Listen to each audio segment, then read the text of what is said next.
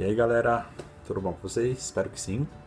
Tô aqui para fazer mais um videozinho. Na verdade eu tinha prometido colocar no final do outro vídeo algumas perguntas e respostas, só que ele ficou tão grande que eu resolvi fazer um vídeo à parte, senão ele ia ficar imenso, ficou quase um longa-metragem. Não quero que ele concorra ao Oscar, então fiz um videozinho novo.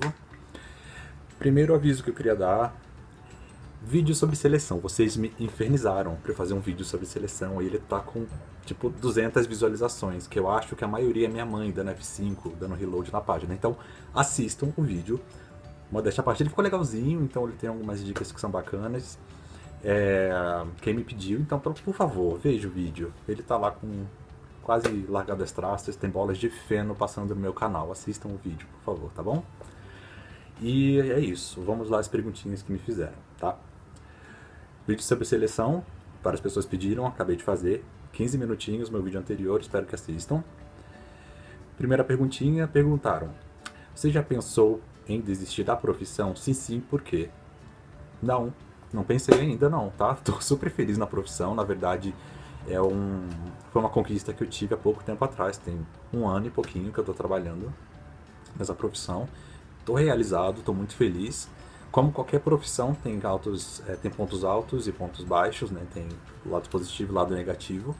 Mas, no geral, na balança, eu estou muito feliz. Então, não penso em sair na profissão. Outra coisa é: você já pensou em uma outra profissão? Isso sempre. Acho que todo mundo tem que ter um plano B na vida. Então, eu sempre penso num planinho B, sim. Eu acho que todo mundo tem lados diferentes do cérebro, consegue pensar em alternativa de carreira caso dê alguma coisa errada. Que nunca dê nada errado, que não dê tão cedo, mas a gente tem que estar preparado. Então eu sempre tenho planos B na vida, plano B, plano C, plano D, tenho sim, mas não penso em sair da profissão tão cedo, tá? Mais pra frente talvez, mas provavelmente eu fico na área ainda de aviação, me apaixonei por ela e quero ficar por um bom tempo, tá bom? Olá Rodrigo, tudo bem? Tudo ótimo comigo e com você? Vamos lá. Bom, se sua chave de voo se fecha de madrugada e você chega em São Paulo, por exemplo, às 2 da manhã, como você vai para casa, visto que esse horário não tem ônibus? Tudo depende de onde é a sua base, na verdade, tá? Se você chegou em São Paulo, como o exemplo que você deu aqui, às 2 da manhã e a sua base for São Paulo, então você tem que ir para casa pelos seus meios, ou com um carro próprio que você deixou no aeroporto, ou com táxi, ou com Uber, enfim. Se for na sua base que você chegar, independente do horário que for, você vai por seus meios. Se não for sua base São Paulo, por exemplo, você for base Rio de Janeiro, e você pousou em São Paulo às 2 da manhã, aí a história é diferente, porque você está fora da sua base contratual. Então a empresa tem que pagar o transporte e a acomodação nesse local. Pousou 2 da manhã, então das 2 da manhã vai ter um transporte que vai te levar até um hotel, também pago pela empresa. E é isso, tá? Então só depende de onde for a sua base e onde você pousar. Sempre que você pousar na sua base contratual, o tripulante que é responsável por acomodação e por transporte. Fora da base, a empresa é responsável por isso. Tá bom? Qual a diferença entre comissário líder e comissário chefe? Vamos lá. A gente sempre tem uma hierarquia, né, dentro da empresa, dentro do voo. O comandante está sempre em primeiro lugar, depois tem um copiloto, depois vem o comissário-chefe e os comissários auxiliares. Dependendo da empresa e da aeronave, tem uma quantidade X de comissários auxiliares. Aí cada empresa chama de uma forma, uma chama de comissário-chefe, outra de comissário-líder. Geralmente, esse é o comissário que tem mais tempo de casa, né, mais tempo de carreira aí, e ele é responsável, ele é o comissário responsável pelo voo. Então, assim, ele é responsável por ter o contato com a cabine de comando, com o despacho, o pessoal do embarque, com a comissaria, ele que reúne todos os pontos que são feitos, que fazem o voo acontecer, e tem que estar ciente de tudo isso. A responsabilidade maior do voo é desse comissário-chefe. O papel que cada um vai ter específico, por exemplo, quais vão fazer quais anúncios de bordo, isso depende muito da companhia aérea também. E em geral a gente se ajuda muito no voo. Então, você comentou aqui na sua pergunta que você reparou que na empresa que você voou, você viu que o comissário-chefe ele fazia muitos anúncios. Geralmente é isso sim, ele que faz a maioria dos anúncios, mas não é uma regra.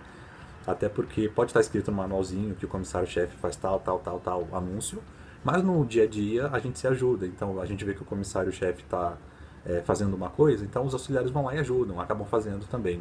Na prática é assim que funciona. Mas aí o comissário-chefe, ele tem você perguntou sobre o salário dele é um pouquinho maior, né, mas assim, não é nada como um salário de chefe ou líder numa organização, numa multinacional, que ganham, sei lá, 1.000, 2.000, 3.000 reais. Não é isso. O comissário ele ganha um valor um pouco maior, mas não é desse nível de diferença para um comissário auxiliar. Mas a responsabilidade dele é muito maior, sim. É ele que tem que estar 100% mais atento do que todos os comissários juntos, que ele está vendo como está funcionando o voo em geral, ele está em contato com a cabine de comando, está de olho se está acontecendo alguma emergência a bordo, tudo isso ele está administrando ao mesmo tempo, então ele tem uma responsabilidade muito grande na mão dele, tá? Aí teve uma outra pessoa que perguntou aqui quanto tempo demora para virar chefe. Isso não tem uma regra também. Em geral, você vai ver que tem algumas pessoas que fazem vídeos, Snapchats, que tem essa coisa, né, de status, hierarquia, de querer virar chefe logo. Minha humilde opinião, a pessoa tem que estar preparada para ser chefe. Então tem que comer muito arroz e feijão, tem que ter muito tempo de voo, tem que ter muita experiência para poder falar que está pronto para administrar um voo ou para lidar com situações de conflito aí. Porque está lidando com...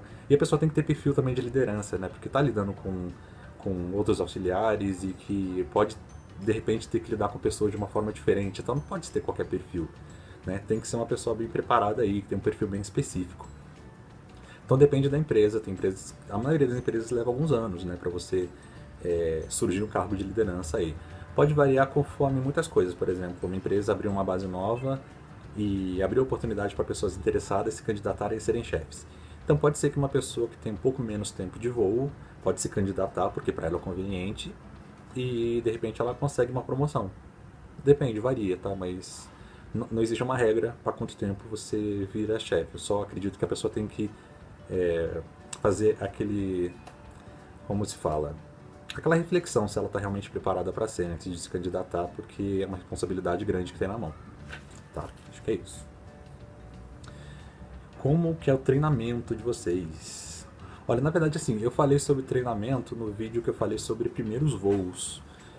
Eu falei um pouquinho lá como é que funciona, que eu até falei daquela angústia que a gente fica no treinamento, que tem várias provinhas acontecendo, então eu já dei uma esmiuçada nesse tema aí, tá? Mas treinamento a gente tem aí, pode variar aí de 1 mês a 2 meses, depende da empresa, da aeronave que você vai tripular. Enfim, eu não vou ter, se eu repetir tudo vai ficar bem repetitivo, mas no vídeo de primeiros voos eu já falei sobre isso, então só dá uma conferida lá, tá bom? Tá. Eu me dei conta agora que eu esqueci de novo de fechar a porta do banheiro, mas agora já foi, o vídeo já está gravado e não vou refazer, nem vou colocar uns smiles aqui, um Pokémon para vocês ficarem tampando o banheiro. Então já foi, desculpa por isso, pelo incômodo. Última pergunta. Currículo precisa ser em inglês? Na verdade, currículo para empresa nacional, a maioria você vai fazer pela internet, então já tem um cadastro para você preencher em português, que você não precisa preencher nada em inglês lá, tá? São poucas empresas que ainda permitem que você mande seu currículo pelo correio, e aí nesse caso você manda em português mesmo, não precisa ser em inglês. Pela internet eles permitem que você anexe um currículo em outro idioma. Se você tiver possibilidade, eu recomendo, né? Já mostra que você tem um domínio aí do idioma e pode contar como um pontinho adicional para você, tá? Já se a sua intenção é participar do processo por uma empresa internacional como Emirates, Qatar, Etihad, então precisa realmente ser todo em inglês. Se você jogar no Google, digita, por exemplo, modelo de currículo para empresas internacionais, empresas aéreas internacionais, você vai ter um modelinho já pronto. É só preencher com seus dados, colocar sua fotinho que você tirou no estúdio profissional, porque você é esperto, e mandar para a empresa, né? Quer dizer, mandar não, né? Ir lá no Open Day e levar o seu currículo já preenchido em inglês com a sua fotinho impressa 3/5/7. Tá bom? É isso, terminei as perguntas, espero que gostem, assistam meu vídeo sobre seleção e comentem aí se vocês gostaram, deem um like, se vocês gostaram, compartilhem. Não, faltou uma pergunta. Faltou uma pergunta aqui, desculpa. Ela me perguntou assim, quais as diferenças que você notou na carreira, quando você foi para a carreira. Na verdade, tem muita diferença, né? É uma carreira que, principalmente para mim, eu vim de escritório e eu tive uma experiência muito diferente, porque no escritório você tem aquela coisa da rotina, que é sempre a mesma coisa, é muito diferente, muito, muito difícil mudar o trabalho que você vai fazer, você está sempre com as mesmas pessoas, trabalhando sempre nos mesmos horários, a não ser que você faça hora extra ou trabalhe de fim de semana, que não é legal, porque você está abrindo mão do seu descanso.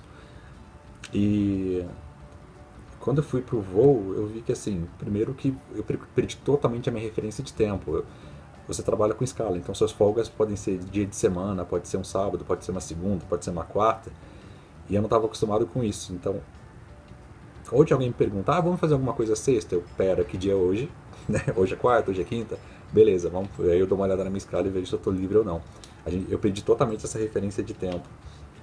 Outra coisa é questão de você criar vínculos, é bem diferente de quando você está trabalhando em solo, né, em terra. Você está sempre. Você trabalha, sei lá, 4, 5 dias com uma tripulação, depois tem folga, na sua próxima chave você troca de tripulação. Então é muito mais difícil você criar vínculo e até você conseguir conhecer essas pessoas.